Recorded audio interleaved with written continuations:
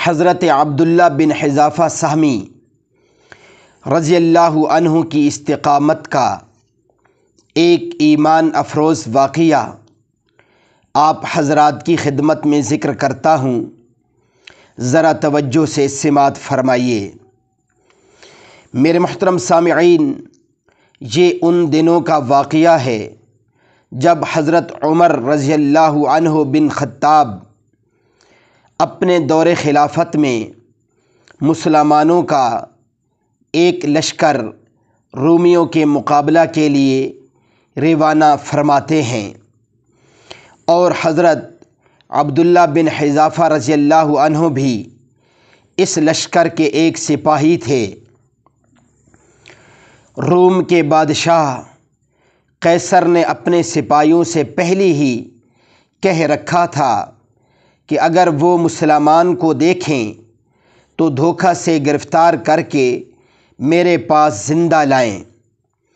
چنانچہ رومی سپاہیوں نے دھوکہ سے چند مسلمانوں کو گرفتار کر لیا۔ ان میں حضرت عبداللہ بن حذافہ رضی اللہ عنہ بھی تھے۔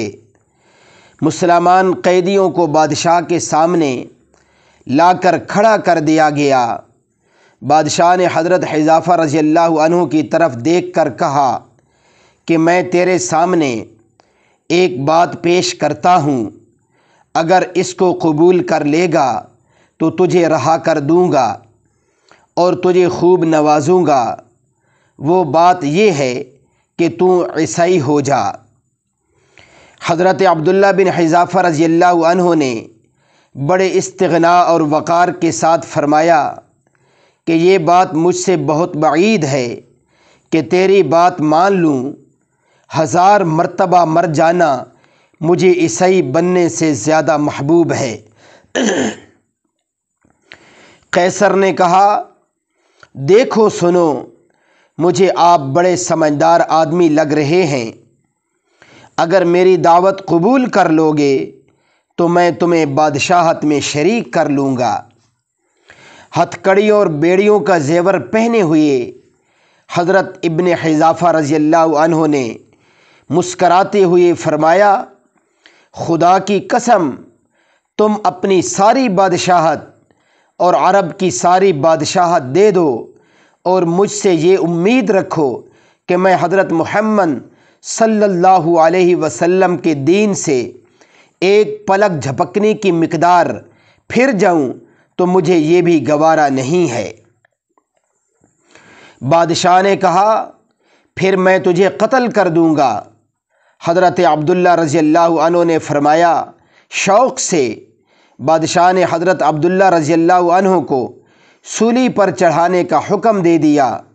جلاد نے پہلے ان کے ہاتھوں کے قریب تیر کا نشانہ لیا اور نصرانیت پیش کی، لیکن حضرت عبداللہ بن حذافہ رضی اللہ تعالیٰ عنہ نے انکار کر دیا۔ بادشاہ نے کہا کہ اب اس کے پاؤں کے قریب کا نشانہ لو، اور حضرت ابن حذافہ رضی اللہ عنہ کو دین اسلام سے پھر جانے کی ترغیب دی، مگر انہوں نے پھر انکار کر دیا۔ قیصر کو حضرت عبداللہ بن حذافہ رضی اللہ عنہ کو دین اسلام سے پھیرنے کی ایک نئی ترکیب سوجھی۔ اس نے بہت بڑی دیگ منگوائی اور تیل ڈال کر آگ پر گرم کرنے کا حکم دیا۔ جب تیل ابلنے لگا تو ایک مسلمان قیدی کو اس ابلتے ہوئے تیل میں پھینکوا دیا۔ بس کیا تھا، ان کا سارا گوشت جل کر راکھ ہو گیا اور ہڈیاں صاف نظر آنے لگیں۔ اب بادشاہ پھر اس کامل الایمان صحابی کی طرف متوجہ ہوتا ہے اور نصرانیت کی دعوت دیتا ہے، مگر اب بھی حضرت عبداللہ بن حذافہ رضی اللہ تعالی عنہ نے پہلے سے بھی زیادہ سختی سے انکار کیا اور اسلام پر ثابت قدمی کا اظہار کیا۔ جب بادشاہ ہر طرح سے مایوس ہو گیا تو حضرت عبداللہ بن حذافہ رضی اللہ تعالی عنہ کو دیگ میں پھینکنے کا حکم دے دیا۔ جب انہیں دیگ کے قریب لے گئے تو ان کی آنکھوں میں آنسو آ گئے۔ بادشاہ نے جب یہ منظر دیکھا تو خوش فہمی میں پھر نصرانیت کی دعوت دی اور اسلام سے پھر جانے کی ترغیب دی، لیکن انہوں نے پھر انکار کر دیا۔ بادشاہ نے دریافت کیا کہ پھر رونے کی کیا وجہ ہے؟ اللہ اکبر! حضرت عبداللہ بن حذافہ رضی اللہ تعالیٰ عنہ نے جو ایمان افروز جواب دیا، تاریخ کے امانت دار سینے نے ہمارے لیے محفوظ کر لیا ہے۔ فرمایا، جب میرے دل میں یہ خیال آیا کہ آج تو اکیلا اس دیگ میں ڈالا جائے گا اور تیری روح نکالی جائے گی، کاش میرے بدن کے بالوں کے برابر میری جانیں ہوتیں اور آج ان سب کو اللہ کے راستے میں اس دیگ کی نظر کیا جاتا، تو اس حسرت پر مجھے بے اختیار رونا آ گیا۔ اللہ اکبر! کوئی لالچ اور خوف اس بطل جلیل کے پائے استقامت میں لغزش پیدا نہ کر سکا۔ شاہ روم کو بڑی حیرت ہوئی، کہنے لگا، تم میرے سر کو بوسہ دے دو، میں تمہیں چھوڑ دوں گا۔ فرمانے لگے، صرف مجھے نہیں، میرے ساتھیوں کو بھی۔ شاہ روم نے کہا، ٹھیک ہے۔ چنانچہ حضرت عبداللہ بن حذافہ رضی اللہ تعالیٰ عنہ نے اس کے سر کو بوسہ دیا اور شاہ روم نے حسب وعدہ تمام مسلمان قیدیوں کو آزاد کر دیا۔ حضرت عمر فاروق رضی اللہ تعالیٰ عنہ کو جب اس واقعہ کی اطلاع ہوئی تو آ کر حضرت عبداللہ بن حذافہ رضی اللہ تعالیٰ عنہ کے سر کو بوسہ دیا۔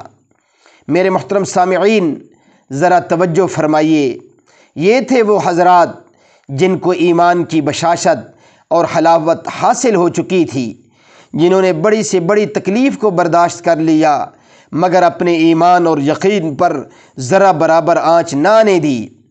ان عبرت ناک واقعات سے عصر حاضر کے تمام ایسے مسلمان سبق حاصل کریں جن کو ذرا سی تنگی اور فقر و فاقہ ان کے ایمان کی بنیادوں میں تزلزل پیدا کر دیتا ہے۔ غیر مسلم مشینریاں، خاص طور پر قادیانی، آغا خانی اور عیسائی مبلغین کی طرف سے دکھائے گئے سبز باغوں میں مثلاً غیر ملکی ویزا اور شہرت کی لالچ میں آ کر اپنے ایمان و یقین کو خیر آباد کہہ دیتے ہیں۔ ہے افسوس، اس فانی زندگی کے چند ایام میں زبان کی لذت حاصل کرنے اور پیٹ کی ہوس مٹانے کی خاطر ہمیشہ کی ہلاکت کے گڑھے میں گر جاتے ہیں۔ العیاذ باللہ۔